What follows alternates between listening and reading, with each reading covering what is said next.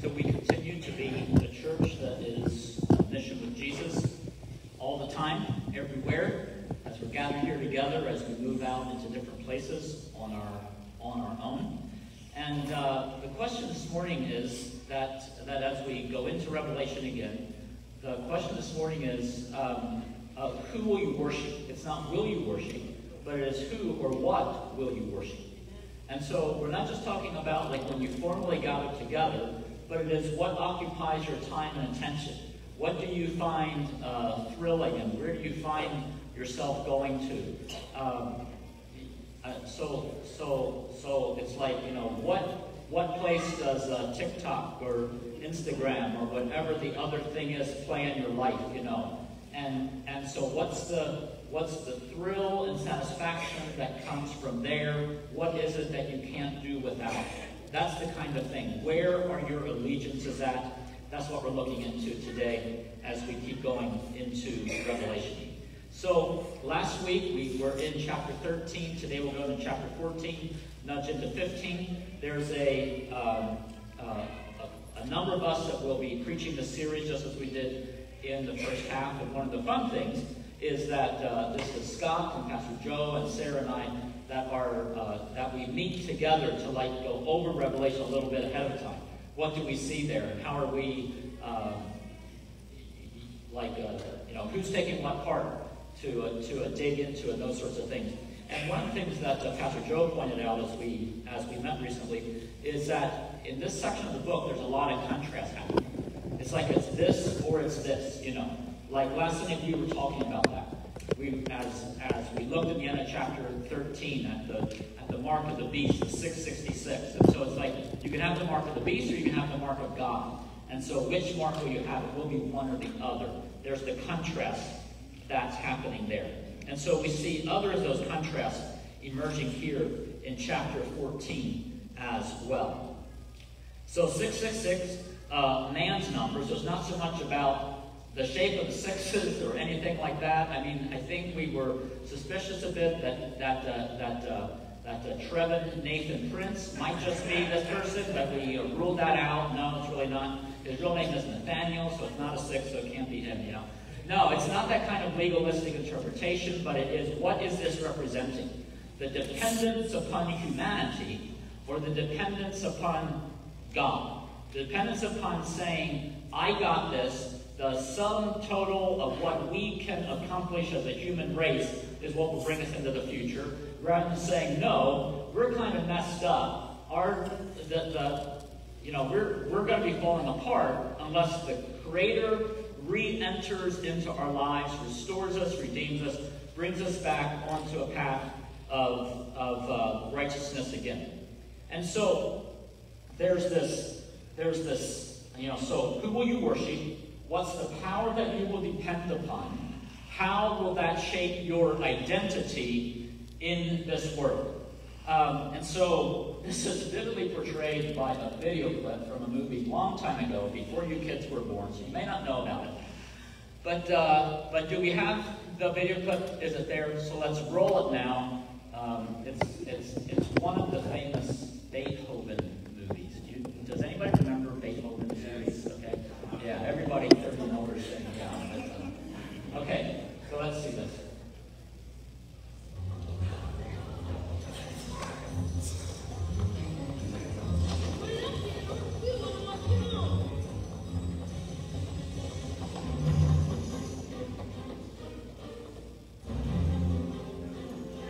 That's Beethoven.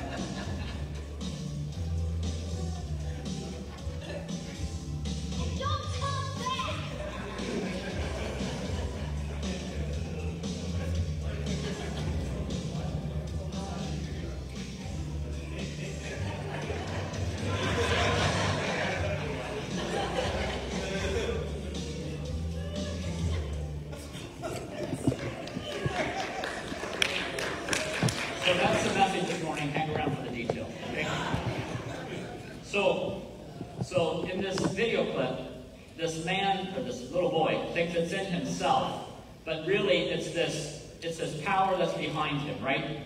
And so that's how it is. We get to be taking on power, either power of this world or power of God. You heard of God being called the Hound of Heaven, right? So that's the connection here, okay? So there's two numbers that we're contrasting here this morning. And the one number is the 666, the human number. The other number is 144,000. So, do you ever ask people what their favorite number is? Yes. You know, it's like 7, yes. 10, 11.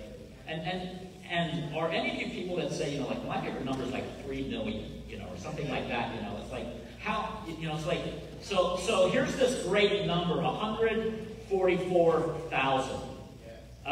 Let's read about this a little bit, and then we'll talk about that. The beginning of chapter 14. I saw the Lamb standing on Mount Zion. Now, remember, this is full of word pictures, allegories that are connecting back into what is significant in the Old Testament, in the Jewish religion. That's who John is writing this revelation for, because in the Scripture it's inspired for every generation, but that's the original context and who this is being written for. So the lambs are used in sacrifices, right? And Jesus is the ultimate sacrifice, right? Okay? So he's standing on Mount Zion. With him are 144,000 who had his name and his Father's name written where? On their foreheads. Now, where does the 666 go? On the forehead. Not if you already have the name of the Father on your forehead, okay? So it's the choice, it's the contrast. Which name are you going to take there? I heard a sound from heaven like the roar of mighty ocean waves or the rolling of loud thunder. It was the sound of many harpists playing together. This great choir, this choir of 144,000, sang a wonderful new song in front of the throne of God before the 4 living beings and the 24 elders. No one could learn this song except the 144,000 who had been redeemed from the earth. They kept themselves as pure as virgins, following the Lamb wherever he goes. They've been purchased from among the people on the earth as a special offering to God and to the Lamb. They have told no lies.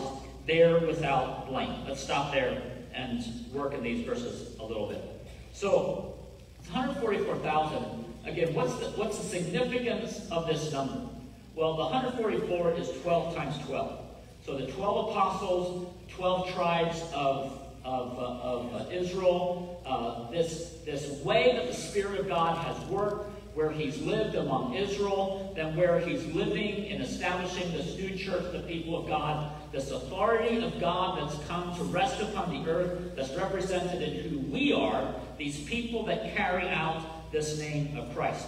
1,000 is probably, it's not like just one more than 999. It's this number that's like, it's this magnitude. It's this number of magnitude that shows that there's this broad expanse of who God is.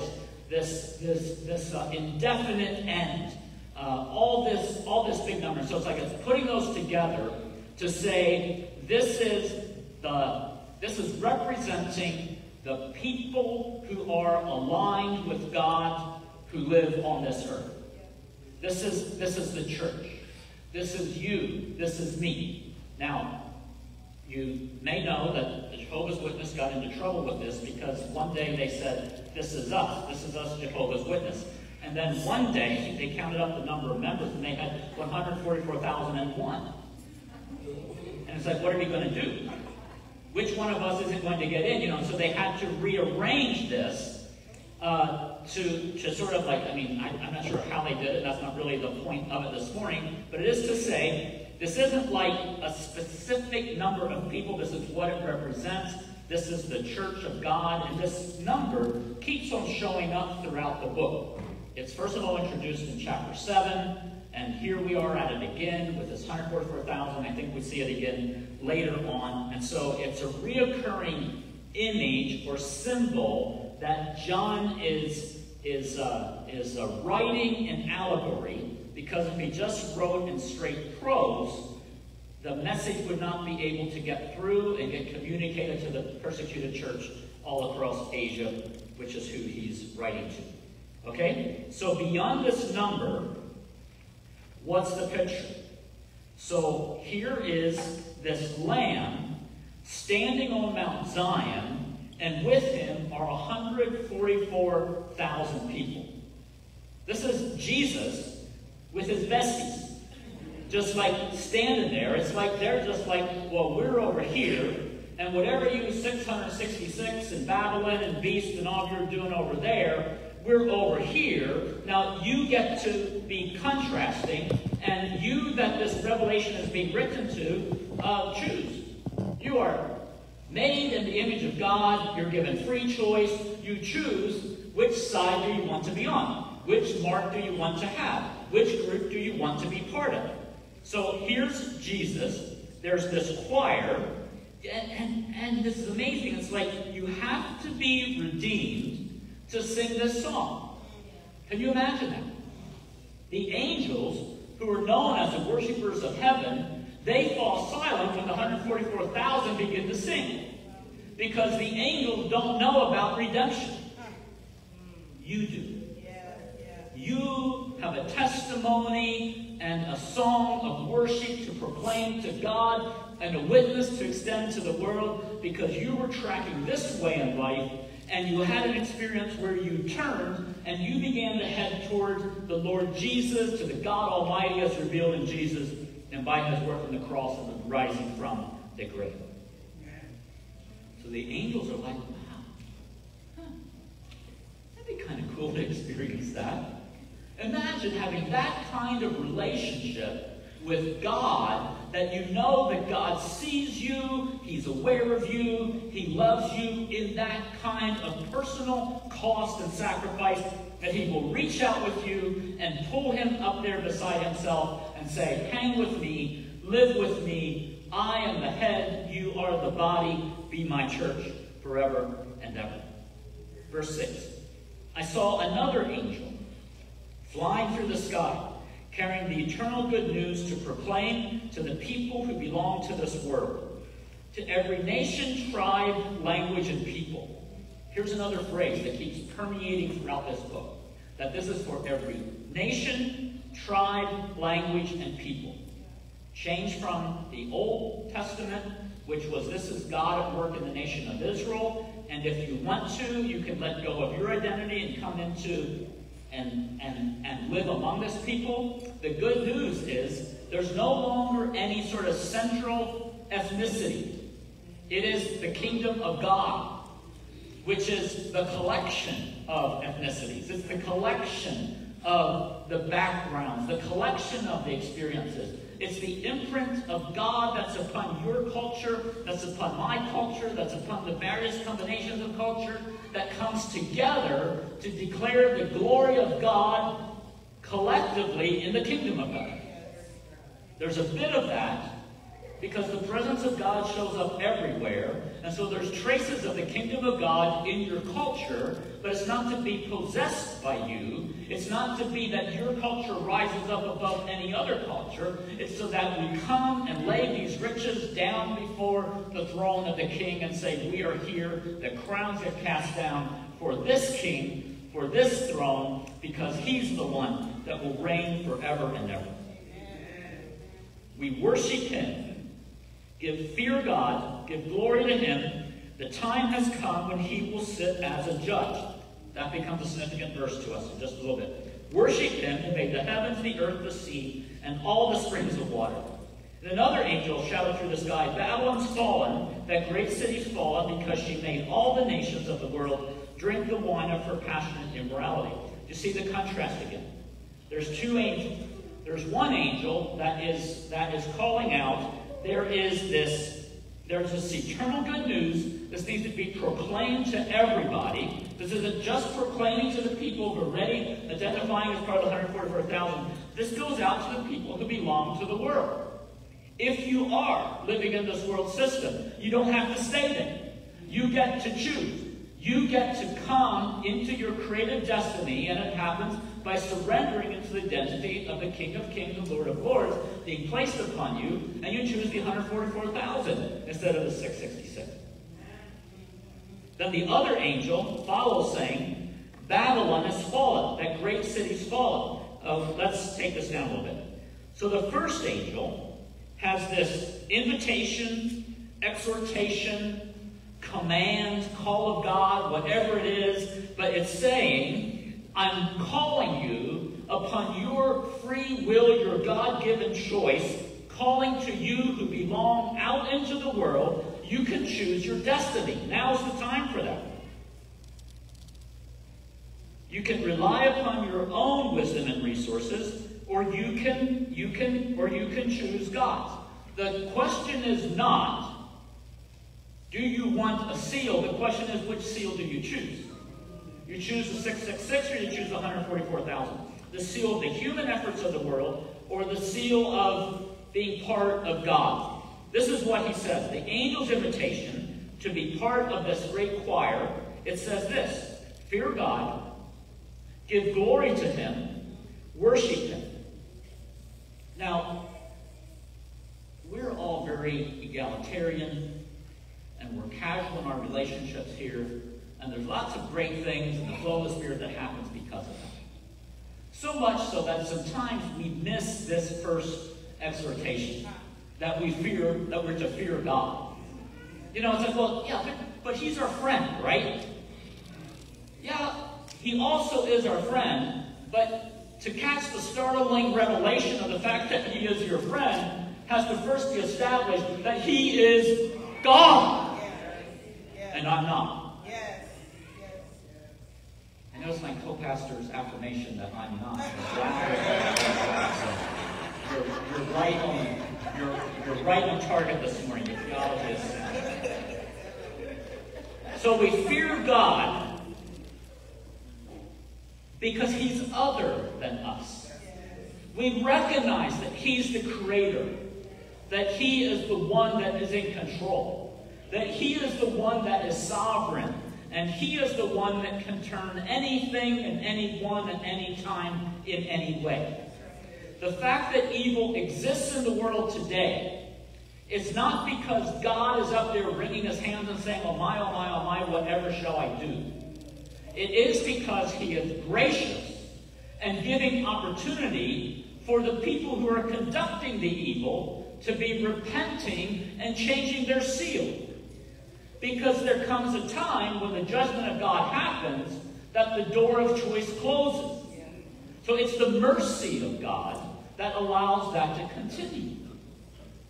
The sovereignty of God that is sovereignly restrained in order for your free will of choice to be exercised in this interim period of this age on the earth. So we fear God, we worship God, and we give glory to him. In Matthew 5, when Jesus is teaching on the Sermon on the Mount, he says, let your light so shine before people that they see your good works and glorify the Father in heaven.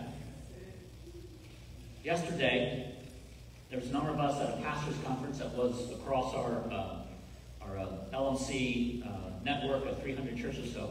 And Pastor Kia had a chance to do just that, to give the testimony and the story of our food pantry work and how God is at work in many people's lives, and that's exactly what she did. She told the story that people could see all your hard work and give glory to God in the process of it, so that people would see that the hand of God is at work in that way.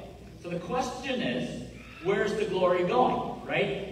God is the one who says it belongs to him because he's God, we're not. Amen. Here's the second angel. And the second angel is saying Babylon, which represents in the book of Revelation this alternative kingdom. The kingdom that's not the kingdom of God is called Babylon. Now, this is written in 1st century A.D. Babylon, the city, the Nebuchadnezzar time, the time of Daniel, hundreds of years before. Nobody is literally concerned about a city or empire called Babylon in the year AD 80 or 90, or 60, whenever this book was written. So why is he talking about Babylon? Well, because if he would write what he's really saying, if he would write the great evil empire Rome, there would be great consequences. Both for this Apostle John and for those to whom he's sending the letter.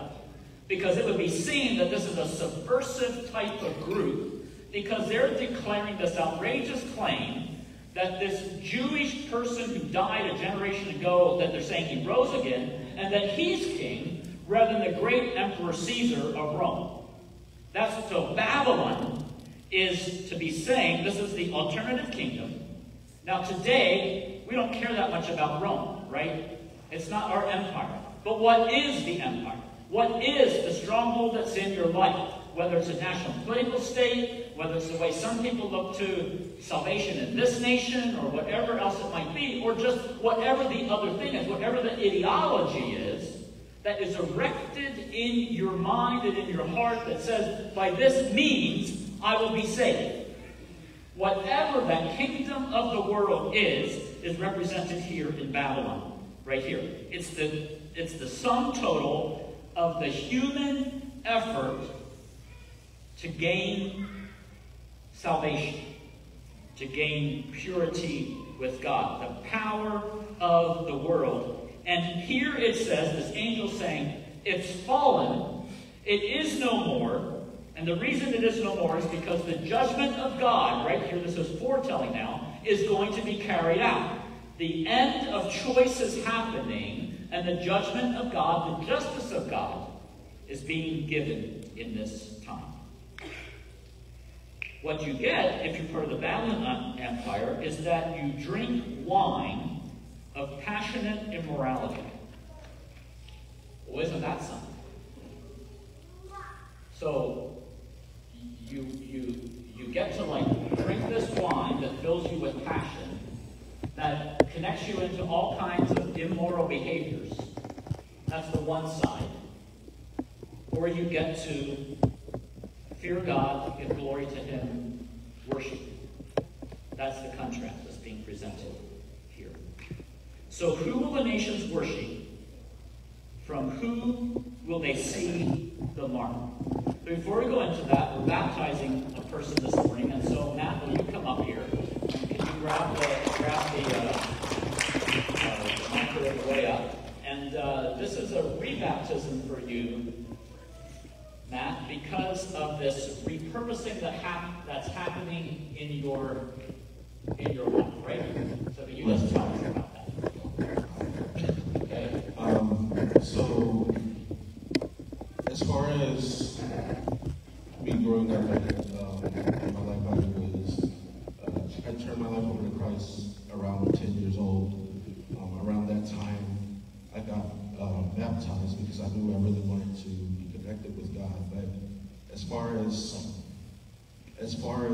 what that looked like, as far as truly turning my life over to God with my habits, with everything that I am, I didn't really have a full understanding of that until much later in life. And I would say right now, especially over the past couple of years, I've learned more about what acknowledging Him in all my ways means. And so, as a result of that, as a result of all that God has brought me through and continues to bring me through, I'm really just putting it out there that, hey, I am stepping forth to acknowledge God in all my ways, to have life and growth, and to share it with everyone around me that also wants life and growth. Amen. So the identity was 144,000, right? It said this is total life discipleship, fear God, give Him glory, worship Him, right? Correct. Am I putting words in your mouth? Oh no, we're on the Okay, way. very good. All right, thank you so much. Okay.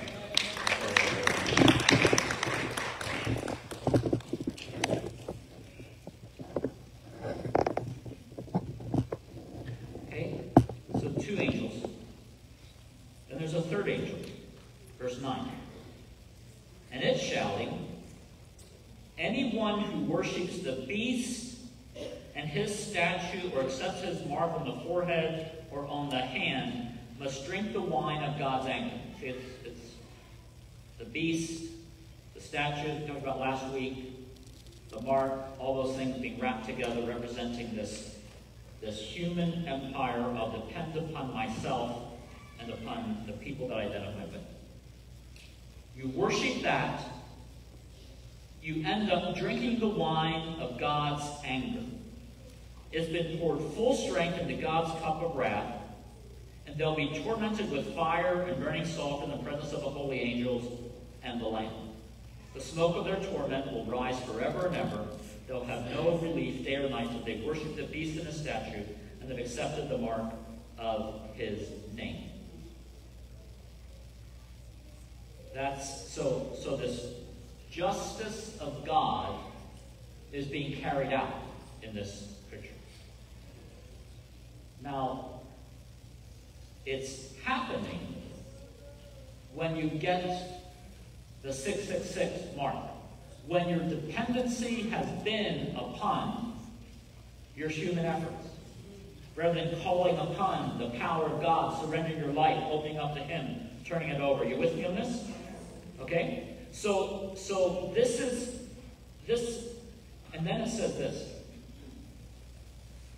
This means that God's holy people must endure persecution patiently, obeying his commands, and maintaining their faith in Jesus. Now, we could have used all of that, verse 10, the torment, and all of that to go off on all kinds of, well, that means this, and that means that, and therefore in eternity it's going to be like this and all that. And we could do that, but what if we just read the next verse of Scripture and let that verse tell us what this previous paragraph means? Would that be okay with y'all?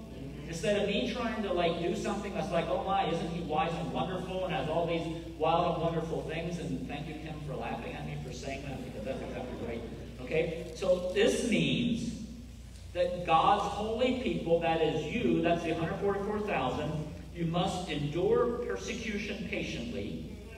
You must obey his commands. You must maintain your faith in Jesus. Do you believe that the presence and power of the Holy Spirit lives in you in sufficient quantity that you can do that? Those three things. Endure persecution patiently. Obey his commands. Maintain your faith in Jesus. Is that all right with you? Is that okay with you? If that's the life that God has for you. That's, okay? The option is that you drink the wine of passionate immorality, and that this wine, then the second glass, is full of God's anger, full strength, God's judgment, and it doesn't go so well for that son, for that choice. It says then in verse 13, write this down, blessed are those who die in the Lord. Yes, says the Spirit, they are blessed indeed, for their rest from their hard work, for the good deeds follow them. Okay, we've got to keep moving here. So, verse 14, another scene. Then, there's all these then. Okay? So then I saw a white cloud. Seated on the cloud was someone like the Son of Man. So the first image, there's this lamb, same person. Now the Son of Man. It says he had a gold crown on his head and a sharp sickle in his hand. He swings the sickle, and judgment begins to happen. So the sickle represents the harvest. The harvest is at the end of the growing season, right? Where the time of growth and change happens, then the harvest comes, and it is what it is at that point. Verse 15. Another angel comes from the temple and shouts to the one sitting on the cloud, swing the sickle, the time for the harvest has come. The crop on earth is ripe. So the one sitting on the cloud swung his sickle over the earth, and the whole earth was harvested. Another angel comes up from the temple in heaven and has a sharp sickle. Another angel, wow, there's so many angels. There's power to destroy with fire from the altar. He shouts to the angel to swing your sickle now to gather the clusters of grapes from the vines of the earth, for they're ripe for judgment. So the angel swung his sickle over the earth and loaded the grapes into the great winepress of God's wrath. The grapes are trampled in the winepress outside the city, and blood flowed from the winepress in a stream about 180 miles long and as high as a horse's bridle. Well, that's kind of weird. Well, So there's all these grapes that are being harvested. It's not the first time that John writes talking about grapes, right? In John 15, he talks about that you are a branch that stay connected into the vine. And if you do that, then you endure the cleansing and the pruning, that you will be abundantly fruitful. Well, here there's another vine that's being fruitful, and they're harvesting those grapes. But it seems like it's it's like grapes that were growing in a counterfeit vineyard, right? Satan never counterfeits anything unless it's of value. Let me illustrate. Did you ever see a counterfeit paper bag? There's no such thing, right? But there's counterfeit $100 bills, right? There's counterfeit precious gems, counterfeit diamonds, counterfeit. If there's something true, it will get counterfeited, okay? If Satan's doing a counterfeit, it points to a value that's part of the kingdom of God and part of the creation intention of God, okay? So here, this 180 miles, it's like, this messes up the number. The number is 1,000 plus 600 in the original language, okay? So here's this 1,000, this indeterminate, wide-ranging wisdom and expression of God, 600 furlongs. It starts at the 6, the number of man. And so it's saying, here it is. Here's the fruit of human effort. Here's the fruit of depending upon ourselves. It says, Eve in the garden of the tree, Eve and Adam saying, I'm going to figure it out myself and eat of the tree of the knowledge of good and evil. This is Genesis 11, the Tower of Babel. We're going to build humanity for ourselves. It's the story of our own human efforts that weaves throughout the whole Scripture. Here it shows up again. It's being harvested. The result of that is coming out, and it is being judged. It flows. It's this full measure, and God is the one that is ruling justly over it all. The ones that are not part of it are those who have already fallen voluntarily before the cross and have said, Lord, have mercy upon me. I'm a sinner. Who experience that justice in the time of grace rather than now where the conditions are set. So we go into chapter 15, and we'll get into chapter 15 next week, so I won't read into there now to wrap up. But just to say that again, it goes back into worship. The goal of the church is to worship and honor the King. It is the goal of all of eternity. And we get to start now. We get to sing the songs now that are the songs of redemption. The songs that have this dominant quality that says that this is from every land, every ethnic group, every part. We're not fearing the mark of the beast. We don't have to be about developing strategies to hoard food so that we can survive, because we're depending upon the provision of the Lamb. We're living at his altar. We're not living in the fear of what may come. In Romans 12, the apostle writes it like this: be renewed in your mind. Set aside the worldly system. Sometimes as believers, we try to simply change the worldly system. And we still keep the focus on the worldly thing. Your appearance does not look right. Therefore, appear this way instead. I haven't changed the worldly system. It's still about appearance, rather than about the heart, rather than about this transformation living out. And so the decisions that I make come from the fact that God has captured my heart. It reveals a purpose, a reality that's beyond what's apparent now, and we live in the prophetic hope of what is to come.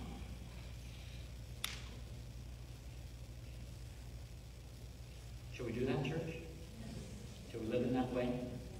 Shall we live in this way that says, yes, we are responding to the Spirit of God. We're identifying with his church. We're living in persistent faith. We're living in this time where there's lots that happens around us that is not God's will. That's not his justice being poured out. But we believe that a time will come where that will happen. When that time comes, the time for choice ends. and is no more.